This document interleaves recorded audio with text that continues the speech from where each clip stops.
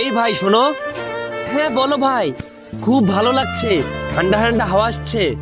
হ্যাঁ ভাই খুব মজা লাগছে, খুব ভালো লাগছে আমাকে। শোনো ভাই, তোমাকে একটা কথা বলবো। কি কথা? তাড়াতাড়ি বলো। তোমার মতো একটা ছেলে ছিল, সেও ট্রেনের বাইরে হাওয়া খাচ্ছিল, কিন্তু তারপর যেটা হলো সেটা দেখো। হ্যাঁ মা বলো। রোহিত এত দেরি হলো, কি করছিস? এই তোমার ট্রেনে খুব ভালো লাগছে আমাকে। রোহিত আজকে আমার মনটা কেমন করছে, তুই ভালো আছিস তো? আরে মা আমার কিছু হবে না, আমি খুব ভালো আছি, আমি যাচ্ছি বাড়ি। খুব ভালো লাগছে আমাকে। ঠিক আছে রোহিত, আমার খুব মনটা খারাপ করছে, ওই জন্য ফোন করলাম। আরে মা